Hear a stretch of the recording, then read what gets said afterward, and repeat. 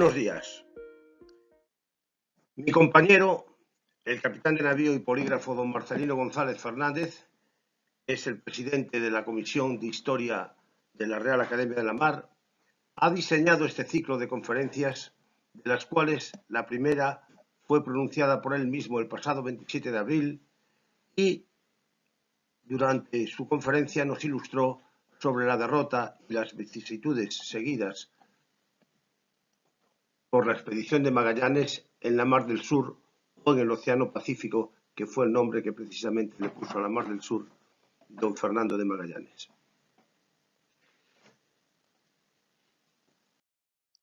Yo, en mi conferencia, me ocuparé de la derrota de la Isla de los Ladrones, brevemente, hasta el archipiélago que ellos bautizaron de San Lázaro, la estancia de la Armada de Magallanes en el nuevo archipiélago, en el recientemente descubierto archipiélago de San Lázaro, las cuestiones religiosas habidas que son muy importantes, como la primera misa, la implantación de la Santa Cruz, los bautizos y la muerte de Magallanes en Mactán, para terminar con un epílogo en el que resumiré parte de mi conferencia. La enorme Mar del Sur,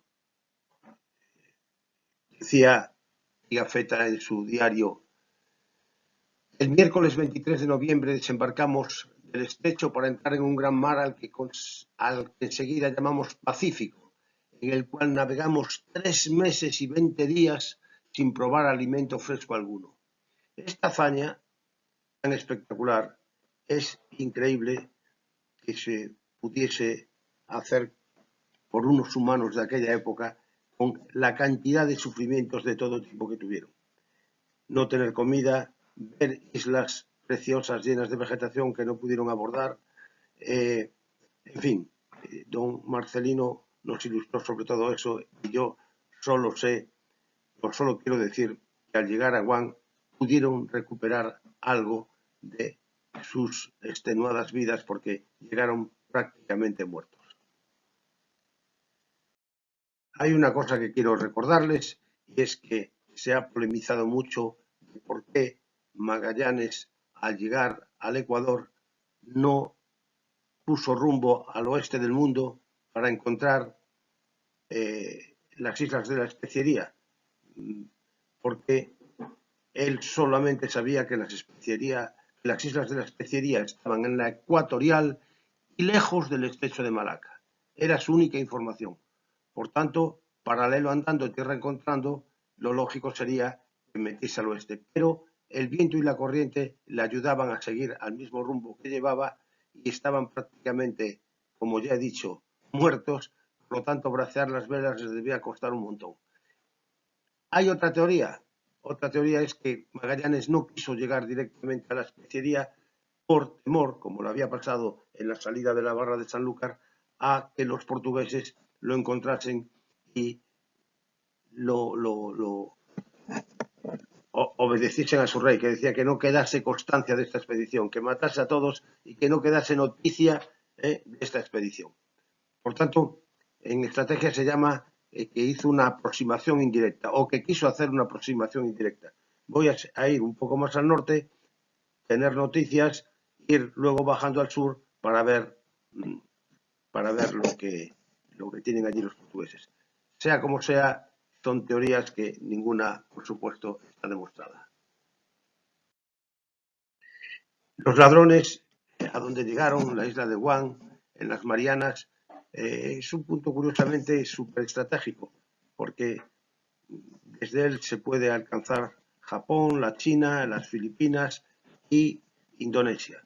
Por lo tanto, es curioso que hoy en día ahí tienen una estampa de un viejo puente español en la época en que nosotros dominábamos aquellos territorios y llamábamos a los habitantes de Guam los chamorros, y la gran base que tienen hoy los Estados Unidos de América en dicha isla.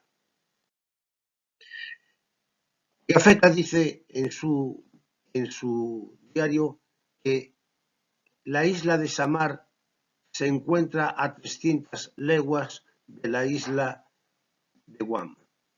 Efectivamente, esta flecha, esto es Guam, esto es Samar, he medido perfectamente 921,5 millas. Si lo dividen por 3, da casi exactamente las 300 leguas que dice Pigafetta. Por lo tanto, llevaban una navegación bastante bien calculada en cuanto a la distancia recorrida. Ven que Samar está aquí, la especiería está aquí, todo este trecho es el que tendría que recorrer Magallanes en esa posible aproximación indirecta a su objetivo. El 17 de marzo de 1521, los 3 barcos de la expedición llegan a esta costa del sur de Samar. Aquí la tienen. No sabemos exactamente el punto que tocaron, pero sabemos que llegó a esta costa de Samar, porque describe no solo Samar, sino también la isla de Omoón. Y empieza el trato con los isleños. Empiezan el trato porque ahora comentaremos la facilidad de lengua que tuvieron para expresarse y intercambiar opiniones con los dirigentes que eran los rajás o los reyes. Es muy habitual en la literatura española, cuando se habla de los reyes filipinos, hablar de los reyezuelos, pero bueno, son los que dirigían las diferentes islas de tan impresionante archipiélago. Lo primero que fue, en un primer lugar, fueron muy bien recibidos, recibieron regalos de los isleños, de nueces de coco, naranjas, vino de palmera, un gallo, dice Pigafetta, para demostrar que tenían gallinas, que fueron vitales para terminar con el maldito escorbuto que asolaba las dotaciones. Los relatos portugueses de principios del 16, es decir, cuando ya están en Cochín, en el sur de la India, establecidos los portugueses, cuando ya han dominado Malaca y ya empiezan a comerciar con la especiería, hablan varias veces de los lusoes, una raza que se encuentra en una isla que se llama Manilia, y de su comercio con China y Malaca. Por tanto, el descubrimiento es relativo, es descubrimiento porque en España no se tenía ninguna noticia de ese archipiélago, pero no es un archipiélago tan desconocido como lo pudiese ser América cuando llegó don Cristóbal Colón, porque ya se hablaba de los luzones y de Manila. Por lo tanto, es posible, o cabe dentro de lo posible, que don Fernando tuviese algún conocimiento de la existencia de algunas de estas islas filipinas. Llegaron cerca de la Pascua, llegaron el domingo de Lázaro, que se llamaba entonces. Hay un refrán español antiguo que decía: Ana, Badana, Rebeca, Susana, Lázaro, Ramos, en Pascuas estamos. Es decir, eran los domingos de la Cuaresma, que cada uno tenía su nombre. Bueno, el domingo de Lázaro es anterior al domingo de Ramos, y por eso bautizó el archipiélago como de San Lázaro. Aytin, dándole más vueltas al nombre, ha dicho que lo que pasaba es que como llegaron muertos y empezaron a resucitar, se inspiraron en la figura del resucitado Lázaro. Una vez que llegaron aquí, a Samar, vuelvo a señalarles dónde llegaron, y comienzan a recorrer las islas y a tratar, como tenía en sus instrucciones fijado Magallanes, con los reyes para tratar de hacer tratados que hoy llamamos de paz y amistad con aquellas islas. Pigafetta nos habla de que las nueces de coco son los frutos de una especie de palmera de la que obtienen su pan, su vino, que se llamaba tuba, su aceite y su vinagre. Añade que un cocotero vive un siglo completo, y una familia de 10 personas puede subsistir con 2 cocoteros. Y además, si siguen leyendo esta deliciosa memoria de Pigafetta, que es maravillosa desde el punto de vista naturalista, ¿no? Porque nos describe todo, hasta las cosas más escabrosas de las costumbres de los habitantes de las islas. Si siguen leyendo, verán la explicación de los procedimientos de obtención y de cuidado de todo lo que producían por entonces las Islas Filipinas. Hoy en día siguen, ahí está un panadero subiendo por el pan y un vinatero subiendo por el vino.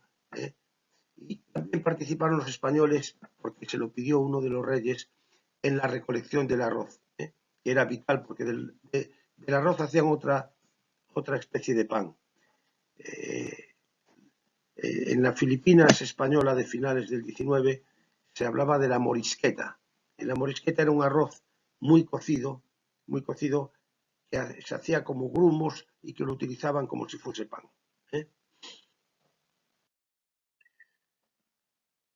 Mindanao, que es una gran isla que, por cuestiones que luego diré, siempre dio muchos problemas y sigue dándolos, había por entonces 2 reinos, o sea, estaba dividido en varios reinos el territorio. Uno era el de Batuán y otro el de Calagán.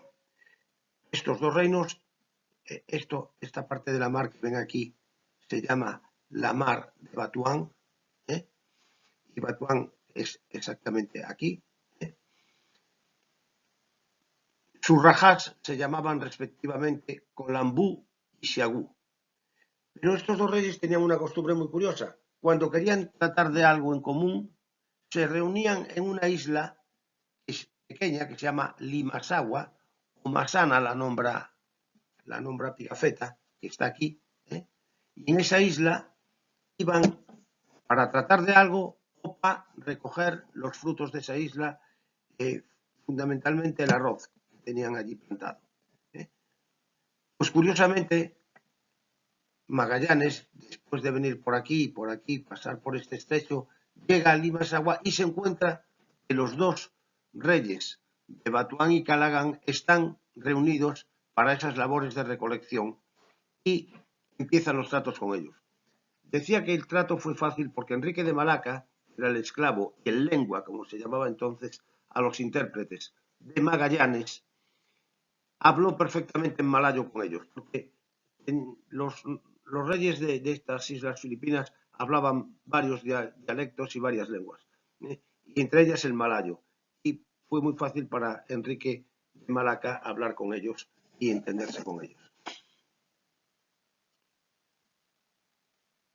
Aquí en Limasaga se va a producir un hecho importante, porque si quitamos lo católico, apostólico y romano a la expedición, nos quedamos en nada, porque hay que meterse en la mentalidad de la época donde el sentido religioso era enorme y donde todo se pensaba en religioso, digamos.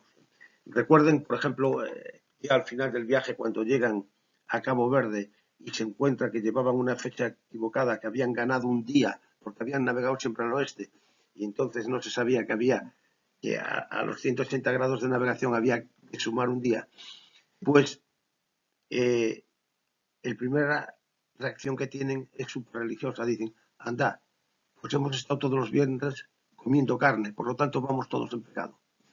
Estas reacciones hoy en día no son tan fáciles de entender, pero entonces es una cosa.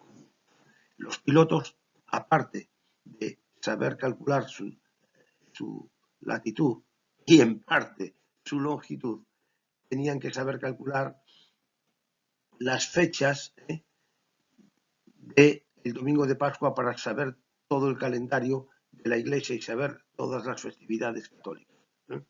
Y esto se hacía con unas tablas que en otra ocasión les relataremos. En Limasaua, por tanto, se va a celebrar la primera misa en tierra en el archipiélago filipino, que tuvo lugar el domingo de Pascua. Recuerden que un año antes había tenido lugar la famosa misa de San Julián en la Patagonia, donde empezó la gran revuelta contra Magallanes que va a atajar de manera decisiva y de la que va a quedar muy tocado Elcano, que no era partidario de Magallanes, sino todo lo contrario. Por tanto, Pigafetta, en su diario, ignora por completamente a Juan Sebastián Elcano, nunca lo cita porque era de los enemigos de su querido jefe, que era don Fernando Magallanes. Bueno, pues aquí se celebra la primera misa en tierra, el domingo de Pascua, y le explican a los reyes que quieren colocar una cruz con corona y clavos en lo más alto de la isla, en el cerro que domine a toda la isla. Y así lo hacen. El rey de Batuán, Colambú, se ofrece de práctico para llevarlos a Cebú. ¿Y por qué a Cebú? Pues porque Magallanes les pregunta dónde hay comida suficiente para abastecer sus 3 barcos y para curar a sus dotaciones, porque en Limassagua apenas pueden refrescar de víveres. Y dicen ellos, pues tiene 3 sitios importantes en el archipiélago: Ceilón, Cebú y Calagán. Y de los 3 el mejor es Cebú. Y yo me ofrezco a llevarles hasta Cebú.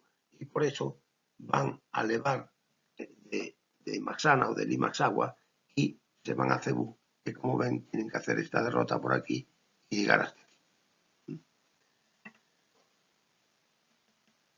Toda esta isla que ven aquí, enorme, es Mindanao. Bueno, aquí está el lugar donde se celebró la primera misa en tierra en Limassagua y una estampa de la elevación de la Santa Cruz en el cerro más elevado. Si lo ven bien, al fondo se ven los navíos de Magallanes fondeados.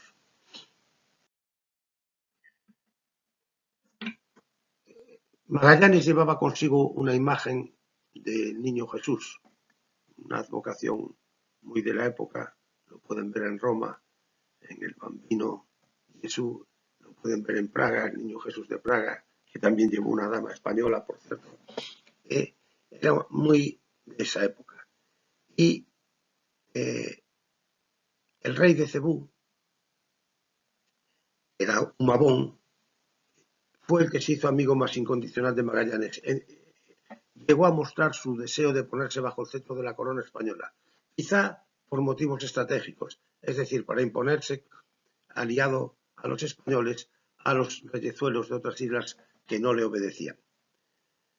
Este rey fue bautizado por el padre Pedro de Valderrama, que luego caería muerto entre los 25 de la traición de Enrique de Maraca, que contaré, y se le impuso el nombre de Carlos. Su mujer, la reina Jara Humamay, fue bautizada con el nombre de Juana.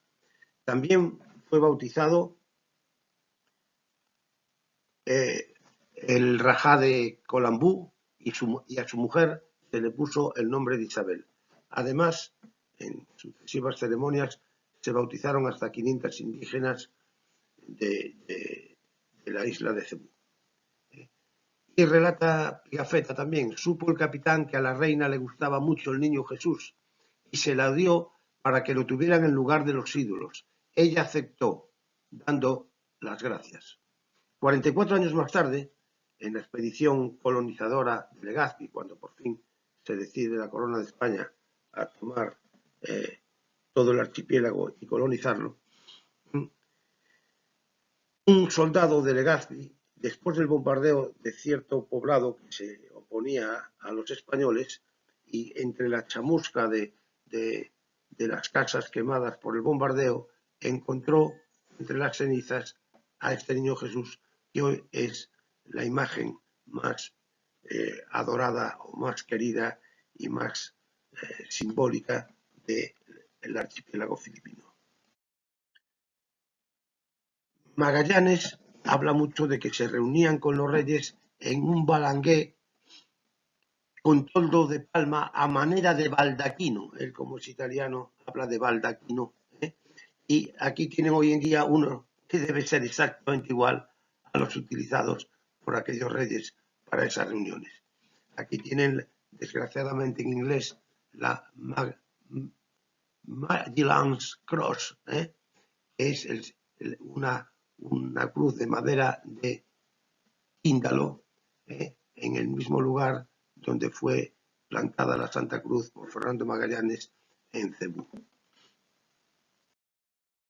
Y aquí tienen esa misma cruz, este es el letrero que acaban de ver, esta es la cruz, y la primera misa cuando se bautizó con el nombre de Juana a la reina que tienen aquí. Aquí tienen Cebú, la gran población de Cebú, y la isla de Mactán está prácticamente pegada a la costa de la de Cebú. De tal manera que hoy en día es como una sola población, una de las poblaciones más grandes del archipiélago. Y aquí va a morir en la playa de Mactán don Fernando Magallanes el 27 de abril de 1521. ¿Y por qué va a morir Magallanes aquí? Pues porque hizo una alianza con Humabón y Zula, que era otro de los reyes de una parte de la isla de Mactán, para meter en cintura a Cilapulapu. Hoy la ciudad se llama solo Lapulapu, pero Pigafetta siempre habla de Cilapulapu. Y Magallanes pretendió dar una lección a Cilapulapu solamente con 49 hombres, porque atravesaron en chalupas este estrecho que separa las dos islas, pero 11 de sus hombres se quedaron guardando la chalupa y enfrente tenían a 1500 guerreros, cifra que me parece algo exagerada, porque daría una relación de 1 a 30 que me parece demasiado exagerado para que hubiese tantos supervivientes.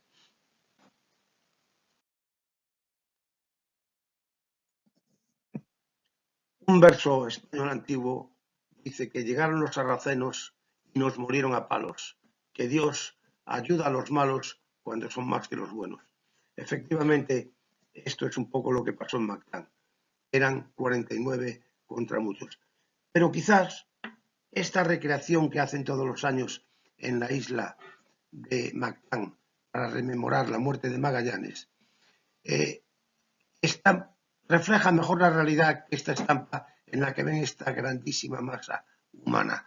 Porque si los 1500, con muchos arcabuces y muchas corazas que tuviesen los de Magallanes, llega a su altura, los hubiesen masacrado a todos.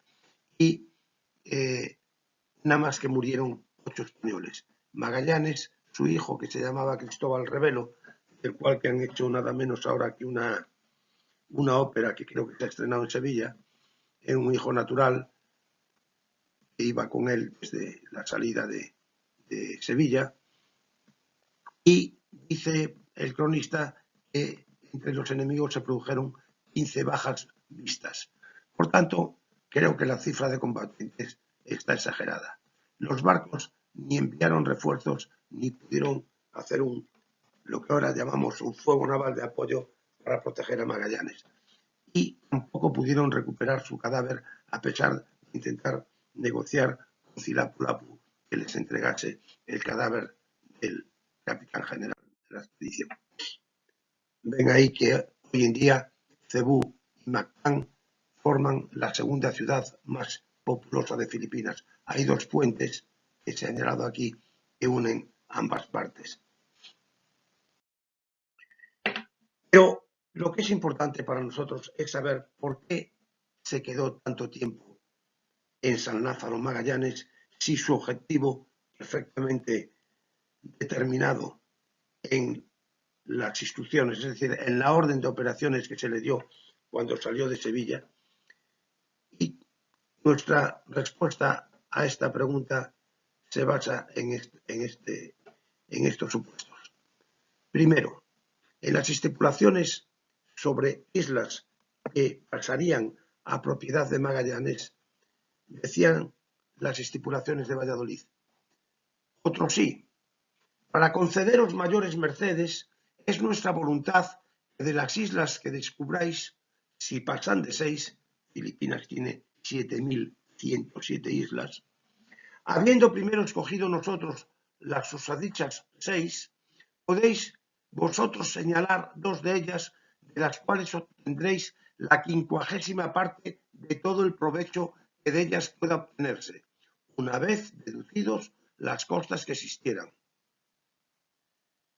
Y siguen en las instrucciones, es decir, en la orden de operaciones que ya se le da en Sevilla cuando sale a la mar, dice: y una vez en dichas islas haréis asiento de paz y trato, es decir, haréis comercio con el rey o señor de la tierra, como viéredes es más nuestro servicio y provecho. Por tanto, de aquí se deducen dos cosas: que Magallanes se puede quedar con 2 islas, y si hay 7.107, va a buscar las 2 que más le van a rentar para el futuro.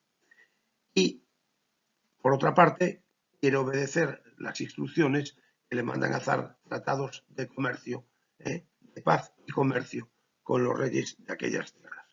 Por tanto, son para mí dos motivos claros de ese quedarse durante tiempo en el archipiélago de San Lázaro. Pero segundo, está el problema del oro.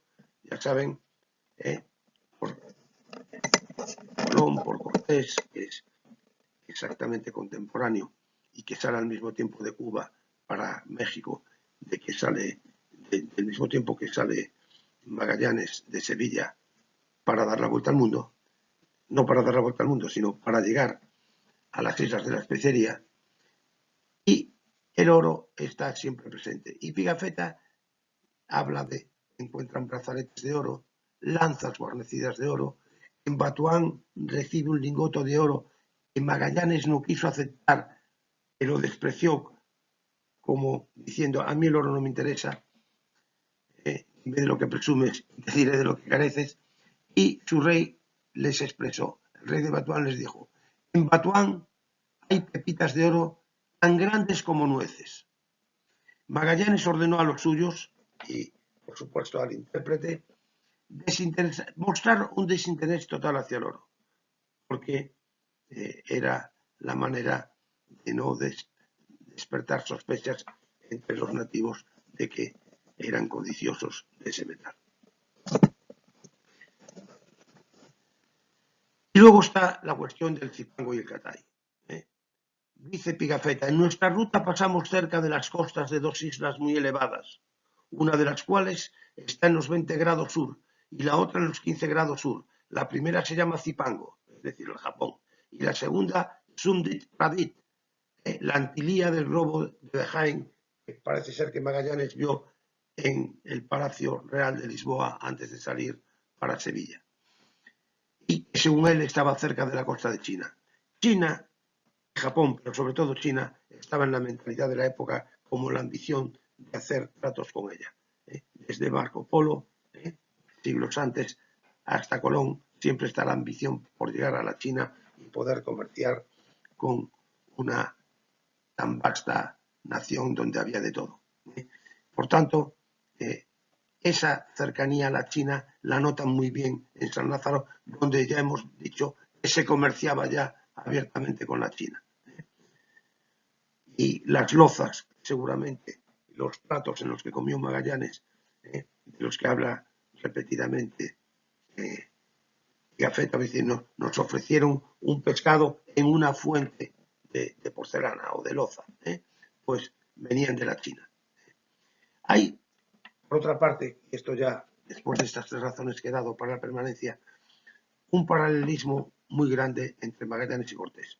A Cortés se le ha considerado como el mejor estratega español, porque por aliar a los débiles contra el fuerte, a las razas que odiaban a los aztecas contra los aztecas que eran los dominantes, porque él, con sus hombres y sus pocos caballos, era imposible que conquistase semejante imperio. Aparte de por otras cosas en que lució su estrategia,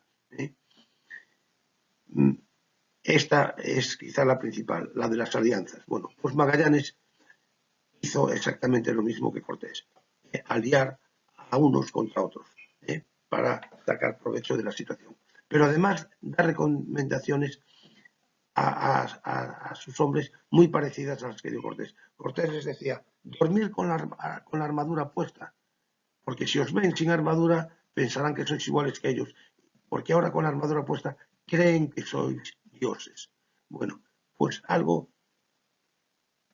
parecido hizo Magallanes. Cuando llega el primer rey a bordo de su buque insignia en Filipinas, lo primero que hace es mostrarle las corazas y hacer un alarde de la artillería con los mosquetes y con los arcabuces, disparar para que vean el estruendo y ver que uno da sablazos a otro que tiene armadura y el sable no es capaz de penetrar en la carne, para que vean que son como inmortales. Es decir, hay un paralelismo grande entre las estrategias de ambos hombres.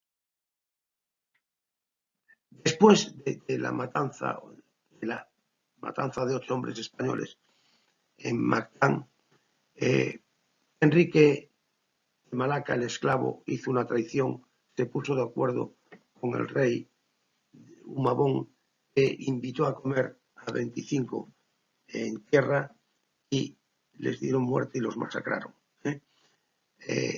Es una escena verdaderamente macabra ver en la playa a los españoles supervivientes pidiendo auxilio y de los barcos no le mandan auxilio ninguno, quizá porque vieron que era imposible o quizá porque estaban enemistados con los que fueran a tierra, no se sabe bien, pero allí murió gente importante como el cosmógrafo de la expedición, el cosmógrafo mayor, y murió algunos de los capellanes de la expedición, precisamente el que había bautizado a los reyes, y se produce una elección de nuevo a partir de esta acción terrible de un nuevo capitán general para la expedición. Y se decide quemar a la Concepción, que era la que estaba en peores condiciones, y reforzar con su dotación las 2 dotaciones restantes, las de la Victoria y las de la Trinidad. La Trinidad va a ser la insignia en la que embarque Juan de Carvalho, que es un portugués al servicio de España, amigo de Magallanes, y que va a conducir la derrota hasta las Molucas, pero en el interregno pasarán cosas. Aquí tienen la Inmaculada Concepción de Bulucán, Manila, muy cerca de Manila.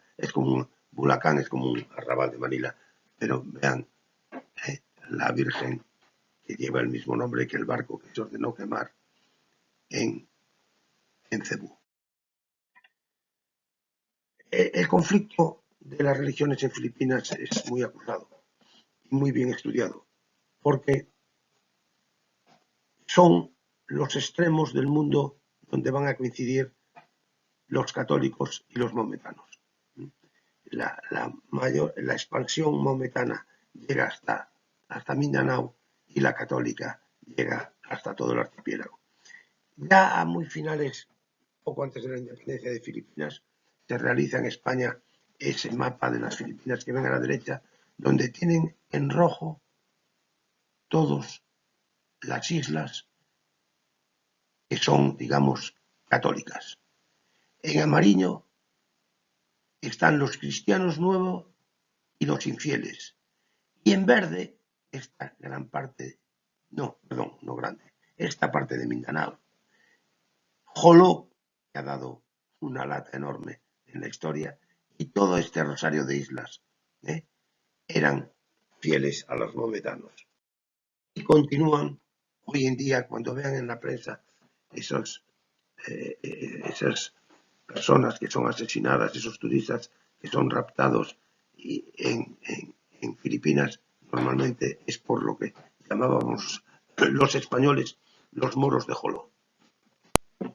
Aquí tienen embarcaciones hoy en día iguales a las que verían Magallanes y Elcano en el archipiélago.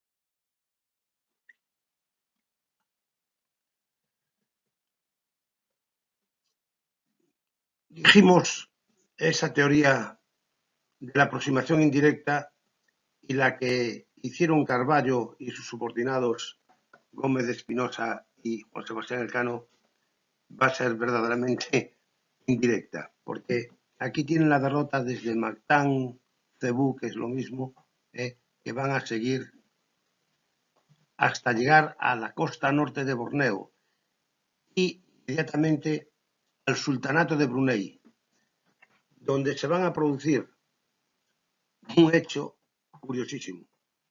Se encuentran en alta mar con unos balangues filipinos grandes, llenos de gente, y los apresan. Entre ellos van varias mujeres filipinas. Y a Carballo, Pigafetta le llama Carbajo, no se le ocurre más que montar un harén en la Trinidad para su uso y disfrute. Y los católicos españoles dicen, esto no puede ser, y lo destituyen. Y es cuando toma el mando de la expedición Gómez de Espinosa, que está en la Trinidad. Y Elcano sigue en la Victoria. Después de Brunei siguen por todo este montón de islas, que no doy el nombre de todas porque los aburriría y es imposible, pero están Cagayán, Basilán, Balut, Sangui, y por fin van a llegar a su objetivo, que no era otro que la isla de Ternate, en las Islas de la Especería. Y el epílogo es este. En 1542, Ruy López de Villalobos emprendía una expedición, pero ya éramos un imperio muy grande y no se emprendió desde España, se emprendió desde la Nueva España, desde la costa occidental mexicana, y llegó a las Filipinas y le dio el nombre de Filipinas a las islas de Mindanao y Leyte, pero el nombre gustó y se extendió a todo el archipiélago. El legado de Magallanes a España fueron las Filipinas, donde fue, como hemos dicho, muerto por un error estratégico de bulto. Aquí tienen otro balangué cubierto con esteras de palma, otro baldaquino, como decía Pigafetta, muy parecido, por no decir igual, a los que usaron en tiempos de esta expedición. Y nada más, esto ha sido mi navegación por las Filipinas y siento que no me puedan hacer preguntas por este sistema, pero ya está muy cercana las conferencias presenciales que podemos al final reparar los errores que hayamos cometido y contestar a las preguntas de lo que les haya dado curiosidad por conocer. Muchas gracias por su atención y hasta la próxima.